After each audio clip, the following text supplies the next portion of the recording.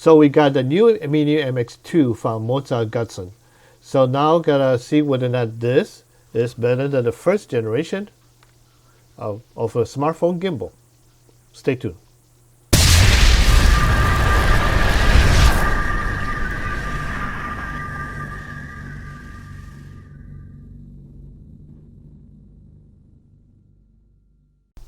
Hello everyone, this is Johnny here with MDI. It's been a while that I've been doing any kind of reviews. We just did one 2 weeks ago about the Ninja 300 light. It is a one color temperature light.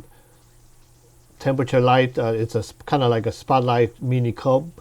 So today we're going to talk about the new Moza Mini MX2. So this is the original one, the Mini MX, and this is the Mini MX2.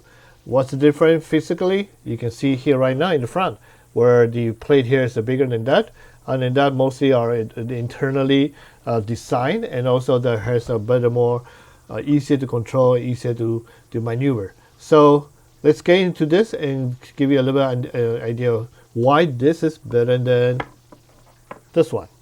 So previously, the Moza Mini MX, it's a very, very portable, compact gimbal for smartphone like the iPhone or the Android devices.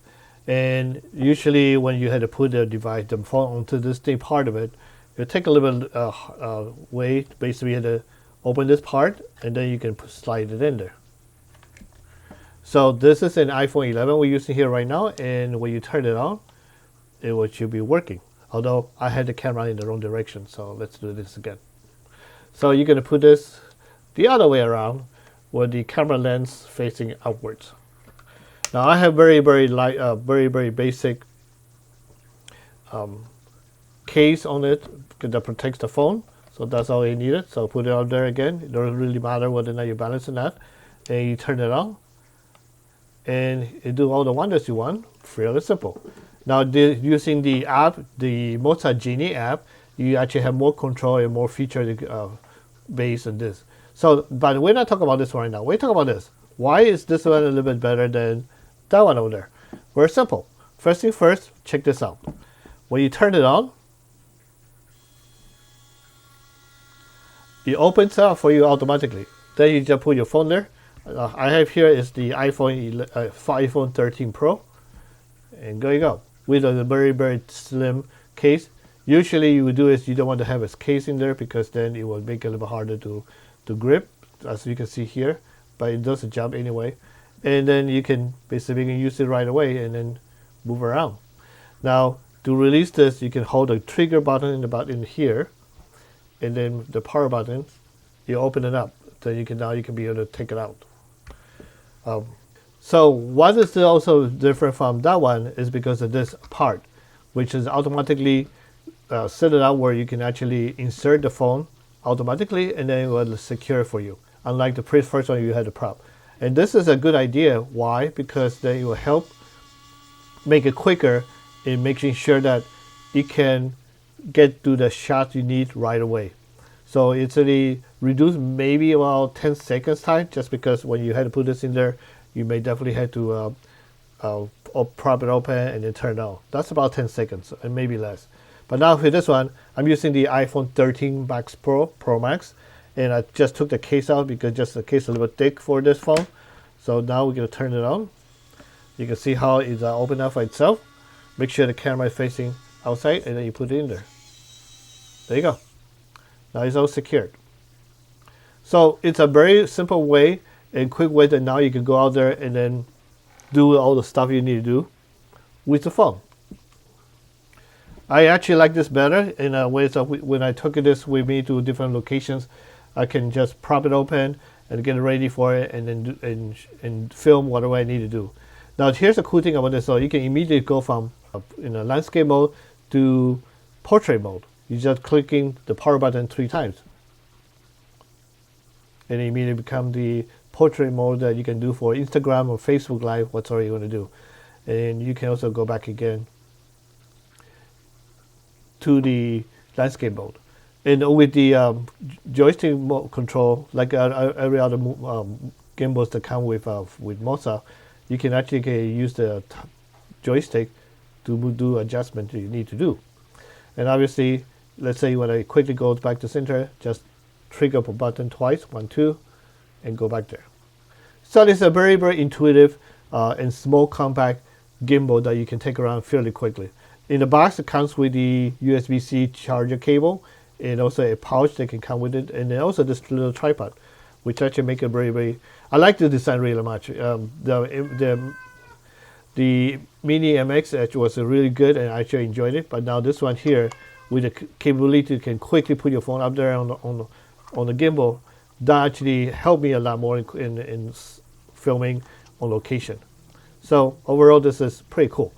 Now, obviously, there's already a lot of different videos out there that talk about all the different features in this gimbal, but most of them is similar to the original one, which is the MX1, sorry, and it still does a really good job. So those two now is my favorite, although I prefer this one now, just because it's easier to take it out, open it up, put it in there, and go. So one thing I want to talk about also is, if you're already done filming and you want to take your phone out, it's very simple. Like I mentioned earlier, is basically holding the trigger and then press the power button, hold it down a second, and then you can see that you actually open. Now you can take your phone out and you can use whatever you need to do it for, and you're actually going to close and shut off itself on the safe mode, or otherwise you can just turn off by holding the button. And that's it. It's a very simple thing to worry about. And then to use it again, power it on, it opens up again, and then you can put it back to your phone. Like that. Don't have to worry about pulling open this grip here, which sometimes you're afraid that you can break your phone or break the gimbal. But now it's really all very intuitive. So again, press the trigger and the power button, you can take it off, and then you will shut off. Because there's no phone there, it automatically knows that there's no phone, and immediately turn off the whole system. There you go, it all turn off. So let's talk about the app.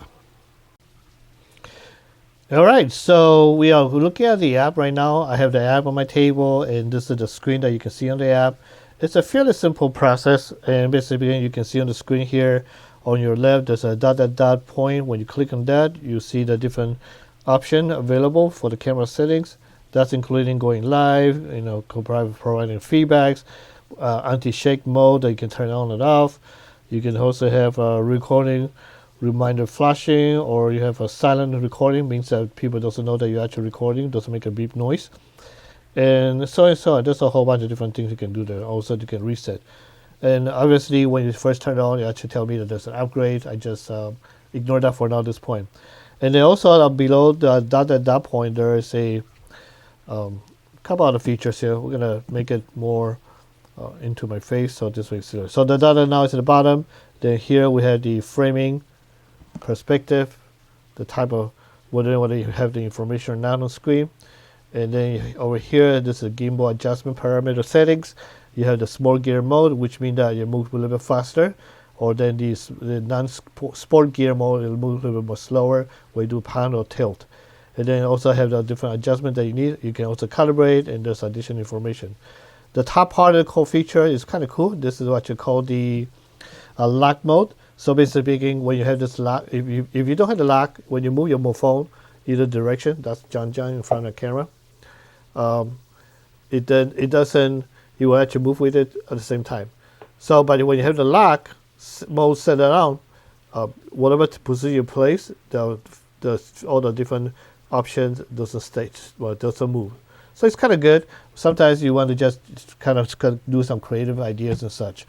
And at the bottom here, let's go to the bottom first. You have the on and off light mode. You have the zooming, one to all the maximum there. You have the grid mode that you can provide framing, save area, no grid, and center point. And then here is the auto mode. We basically have can set either auto or pro mode, and make it simple. Now here we have the gallery that you can actually go in there, have a very, very intuitive video editing software that you can actually come with it, that you can actually do a lot of crazy things here. It's called, I think it's called the V Maker that's incorporated in there, so it helps out. And of course you have the stabilization, the gesture control on and off. Yes, this app can actually let you do very, very smart gesture control, where you can actually be in front of the camera, point at the little V mode or the V signal onto the phone, and it will actually start recording and so on. Stop and stop recording. Pretty cool. And then other than that, we have the circle red. That's for stop and start recording. And obviously, you also have the different features here, option for telephoto mode, video mode, telescope mode, and then you have the called the trajectory delay. So you actually kind of like take some time, and then you delay it and turn on. Let's go into the top part. We have the switching the camera mode from front camera to the selfie camera. You have also the different filter that you can adjust to it to make it kind of cool, depending how you want to do this. And then we also have the M. The M is called the magic mode. Basically, you have tons of different features, templates that you can use. This one right now, it asked me to download, so I'm not gonna. Let's see when I can do that. Again, I'm using the iPhone 13 Pro Max. This is the 512 gig RAM storage in the. I'm sorry, 512 gigabytes of space in it. And so now we went to the mode. So you can see, you can click one of those. I'll give you some example. So for example, this one.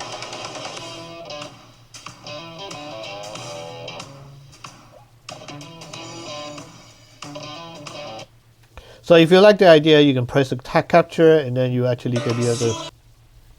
So yeah, there's a lot of different templates that you can use. You pick the templates, and then you can actually record based on the templates, and the gimbal itself will actually do the job. Really fun to do that. You just follow the instruction on the screen and do the job for you. So there's a whole bunch, and then you can actually turn the volume, the audio off, so this way it doesn't interrupt you like I do it right now since I'm talking. All right, so let's go back there. And also here we have the different type lens. Because this is an iPhone 13 Pro Max, you have wide angle lens, telephoto lens, ultra wide angle lens, double wide angle lens, and 3 shots. I haven't played with that yet, so no. Frame per second, section of it, basically you can select, set to 720, 1080, 4K. As what I usually do is if I shoot, I will shoot in 24 frames per second. So this I will set it up for that. And that's overall what you can see on the app screen. And of course, you don't need to press the red button to start recording. You can just press the power button on the gimbal. It will start recording and stop recording. All right, so now you saw the app, how the different the feature you have available in the app that can do the job for you. I definitely think that this is really a very complete package in the sense of you have a gimbal that's very compact, small, and also do a lot of different maneuver and tricks that you want to do, in the portrait and landscape mode. And also it doesn't really require you to have to pull this out to be able to put your phone in there. You can actually just turn it on, it'll open up for you automatically, and wait for the phone to be in there, and then once you put the phone in there, it will close it up for yourself. So remember, like the iPhone 13 Pro Max, the phone is large, so you definitely need to consider taking the case out of there. This way it will fit better. With any other phones, like the iPhone 11 and such, it's actually fairly simple. You can actually use it with a case and you should have a problem. So that's it. Hopefully you enjoyed this little quick review and overview about the Gimbal MX2. And I definitely would suggest that if you want to check out more, go to gudsen.com. All the information there. We'll see you next time. Bye-bye.